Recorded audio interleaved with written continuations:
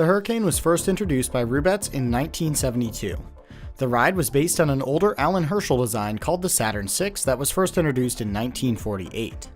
The ride was like the Saturn VI in that it consisted of a central tower that connected to 6 sweep arms, each connected to a rider vehicle. Inside the central tower, there's a large pneumatic cylinder piston connected to each of the sweeps. The new Hrubetz Hurricane improved on the original Saturn VI by allowing the rider vehicles to tilt to compensate for the lateral movement of the sweeps.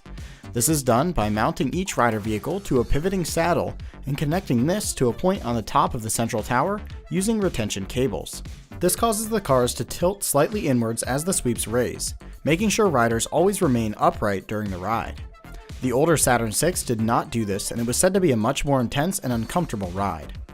Each rider vehicle holds 4 riders using a locking lap bar, leading to a capacity of 24 riders per cycle. Like many Matterhorn or Himalaya rides, there are no seat dividers, meaning that riders are thrown into the side of the rider vehicle or the rider next to them due to the intense lateral forces. No original Hurricanes have an automatic cycle, meaning that the ride cycle is controlled by the operator, leading to a unique ride every time. As the ride starts, the sweeps begin to swing out due to the centrifugal force. Once the ride reaches its full swing speed, the operator can control the bounce, or zoom, of the sweeps by using a button.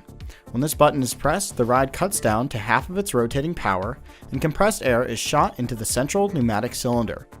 This causes the rider vehicles to pop up, then quickly fall, using the slow escape of air from the pneumatic cylinder to cushion the fall, resulting in the loud pop of compressed air often associated with these rides.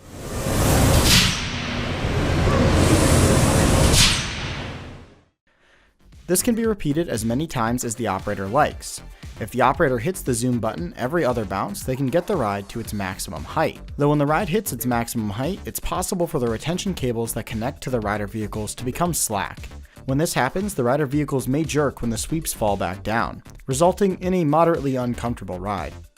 The ride can be transported on a single 48-foot or 15-meter trailer, making it ideal for the US market. It can be assembled by just 2 people in around 2 hours.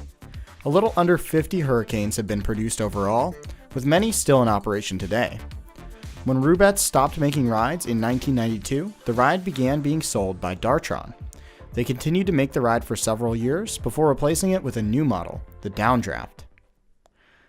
The Downdraft debuted in the late 2000s and has proven to be quite successful.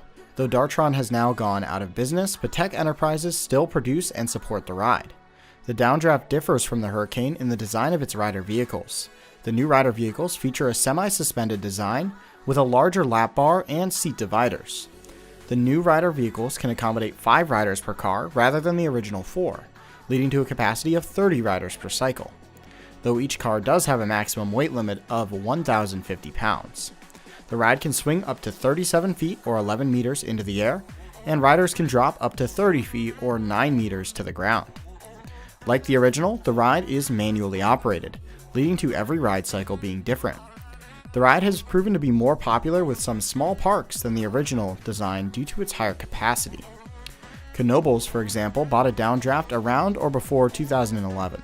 The ride can still be found operating there today as one of the many standout flat rides at the park. Now, I've been able to experience a Hurricane owned by Bates Bros at the IX Indoor Amusement Park in 2019.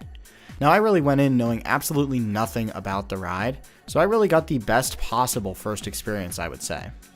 The ride operator did zoom the ride quite a lot, and I think the cycle length was perfect. Not too short and not too long. However, I did still find the ride to be a bit uncomfortable. Particularly the lateral G's hurt my neck and kind of made me feel a little bit nauseated. I was also a single rider, so I don't think I had the best experience. That being said, I do remember the airtime being quite fun. That ride did happen over 4 years ago though, so I would like to try riding one again.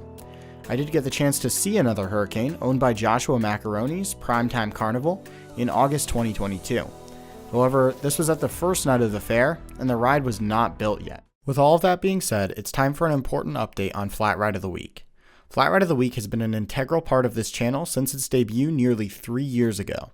With over 50 different rides covered, the series has certainly accomplished its goal of bringing more awareness in the ride enthusiast world about flat rides.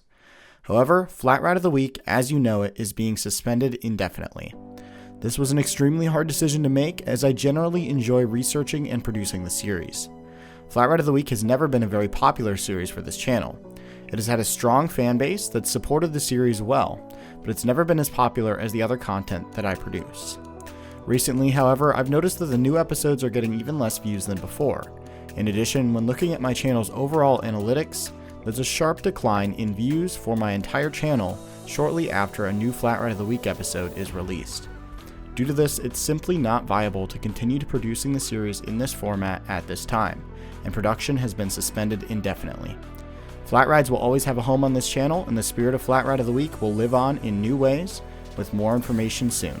Me and Alex would like to thank you all for being there and supporting this series over the last 3 years. We hope you're all as excited for the future as we are. With all that being said, thank you for watching Flat Ride of the Week, and we'll see you next time.